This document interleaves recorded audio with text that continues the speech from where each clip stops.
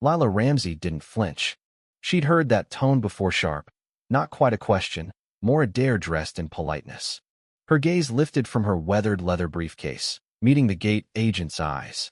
The agent, a young woman with a taut bun and a voice too authoritative for her years, leaned into Lila's space. "Excuse me, ma'am," she said, scanning Lila's plain jacket, no-frills blouse, and practical flats. "This line's for first class only."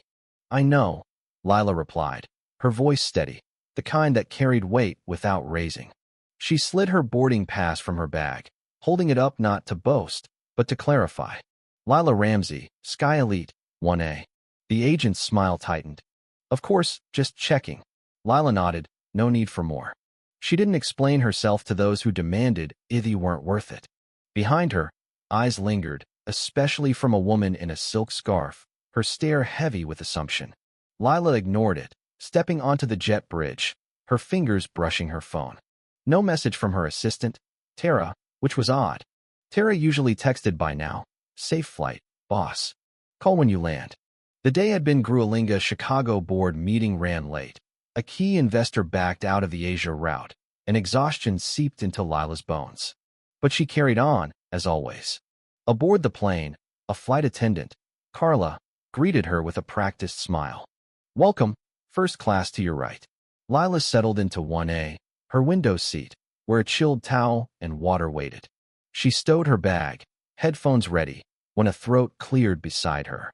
It was Silk Scarf, now in a cream blazer, standing in the aisle, lips pursed. "You're in my seat," she said, voice loud enough to draw eyes. Lila checked her pass. "This is 1A. Mine." Silk Scarf huffed, summoning Carla. "There's a mistake. I always sit in 1A." Carla checked her tablet, smile strained. "MS. Ramsey is correct, ma'am. You're in 1C."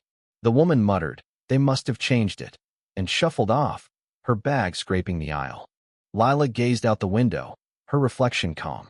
Her mother's words echoed. "You don't need to shout to set the standard." Whispers started, glances darted her way. The cabin felt charged, not with turbulence, but judgment. Carla stopped by. "Anything before takeoff?" Lila shook her head. "I'm fine." The plane pushed back, cruising over Missouri when the captain's voice crackled. "This is Captain Mark Vance. Smooth skies tonight." Lila knew Van Sesh signed off on his promotion 18 months ago. He didn't know her, though, and hadn't glanced her way when he passed earlier. He'd learn soon enough. The seatbelt sign dinged off, and two things happened. A man across the aisle, suit crisp, tie too tight, angled his phone, pretending to snap the clouds but catching Lila in the frame. She noticed. Then Silk Scarf leaned toward her neighbor, whispering, their eyes flicking to Lila. Lila exhaled, pulling a silk scarf from her bogger mother's lady's armor. She folded it over her lap, a quiet shield. Carla returned, hesitant. "MS. Ramsey, chicken or vegetarian pasta?" Lila wasn't hungry but ordered pasta to avoid giving critics more fuel. The whispers grew, curling around her seat. Carla set the tray down, eyes catching Lila's tablet screen, open to a draft on bias training. As Carla retreated, Captain Vance emerged, stretching his legs. He leaned toward Silk Scarf's seat, voice low but audible. "Everything okay here?" "It's fine," Silk Scarf said, just surprised by the seating. Vance chuckled. "Algorithms messing up bookings. People end up in odd spots." "I just want to feel safe, you know," she replied. "You never know who's on board these days." Lila didn't react, her eyes on the clouds. Vance nodded, as if they shared a secret, and walked off. But passing Lila, he paused, backtracking. "Ma'am, you comfortable up here?" "Fine," she said, meeting his gaze. "It's rare to see someone alone in first without a companion," he ventured. "Is it?" Lila's tone was calm, but pointed. Vance blinked, caught off guard. "No offense, just noticing." She said nothing, and he left, unsettled. Lila opened her tablet, typing. "Incident report, Flight 417, Horizon Air." She listed names: Vance, Carla Mendez, passenger IDs from memory, accessed via secure files.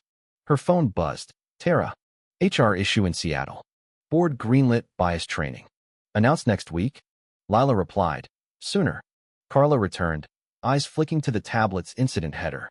"Everything okay, ma'am?" "Fine." Lila said, closing the screen. Carla hesitated. If anyone made you uncomfortable, you can tell us. Can I? Lila's question hung, unanswered. Carla's silence spoke louder than words. Enjoy your pasta, she mumbled, retreating. The man across the aisle snapped another photo, less subtle. Lila turned, voice low. Delete it. He froze. It's a public space, he protested. You're in my space, she said. He frowned, then complied, screen darkening. No apology. Carla watched from the galley, unmoving. Tara texted again. You okay? Lila typed. Not yet. Soon. In the cockpit, Vance sat, jaw tight. His co-pilot, Nate, glanced over. You good? Passenger in 1A, Vance muttered. Not on my manifest. Algorithms screwing up. Nate shrugged. First class, though. She sits like she owns the place, Vance said, fingers tapping the controls. Doesn't fit. Lila, meanwhile, pulled out a notapedrial paper, a nod to her early days in a cramped office with a flickering bulb. She jotted names, dates, routes, codes only she understood. Details were her currency. Across the aisle, Silk Scarf whispered to a new listener. They let anyone up here now. Lila heard but didn't waver. She reached for her ID badge. Lila Ramsey, founder and CEO, Horizon Air. Heavy, sleek, grounding. She set it on the tray beside the untouched pasta. Carla passed, froze, eyes on the badge. Oh, she breathed. I didn't know it was you. You don't need a title to treat people right, Lila said, not cruel, but cutting. Carla stepped back, stung, and vanished behind the curtain. The suit across the aisle spoke up. So, you work for the airline? I am the airline, Lila said. He fell silent. The captain announced descent into Charlotte, Horizon's hub, its glass headquarters gleaming nearby. Lila's office sat at the top, though she hadn't been there in weeks. The plane landed, and a corporate agent boarded, unannounced, sent after Lila's text to Tara. He whispered, board's waiting. HR's briefed. Vance is grounded pending review. Lila stood, bag in hand, and walked off, passengers parting like waves. She wasn't just a passenger now, she was the force who'd rewrite every rule that let this happen. In the boardroom, Tara waited, tablet and notepad ready. They're all here, she said. Lila strode in, the Horizon logo looming behind her chair. Executives HR, legal, regional head set tense. Lila took her seat. You've seen the report, she said, voice even. Nods followed, some nervous. Michelle, an HR director, started. We're sorry, Lila raised a hand. I'm not here for apologies. I'm here to rebuild. Murmurs rippled. Lila continued. What happened on that flight isn't new.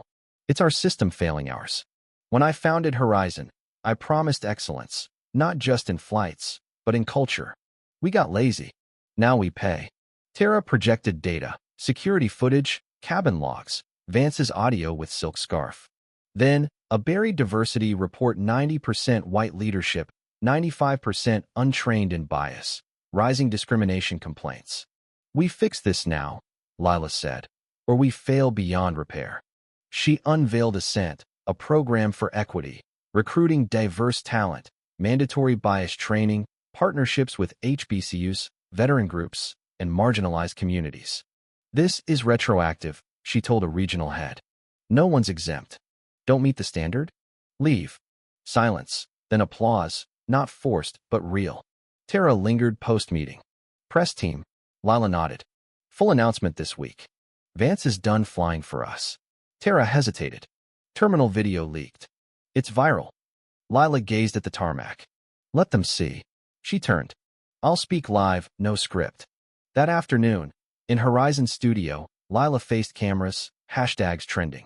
I'm Lila Ramsey, CEO of Horizon Air, she began, voice clear. Yesterday, I boarded our flight quietly, no title, and faced suspicion, hostility, silence from my own staff. This isn't about me. It's about a reality we've ignored. But it's also about change. Flashbulbs popped. To those who think a uniform lets them judge, know this. That seat you thought I didn't deserve? I own the plane. The room stilled, the weight of her words sinking in. In the lobby, an elderly woman, a retired ticketing agent from Lila's early days, waited. You did right, she said, gripping Lila's hand. Lila smiled. We're just starting. Outside, Ascent's first trainees young, diverse, hopeful laughed in fresh uniforms. Unaware, Lila watched. The sky stretched wide, no longer a limit, but a promise she'd keep.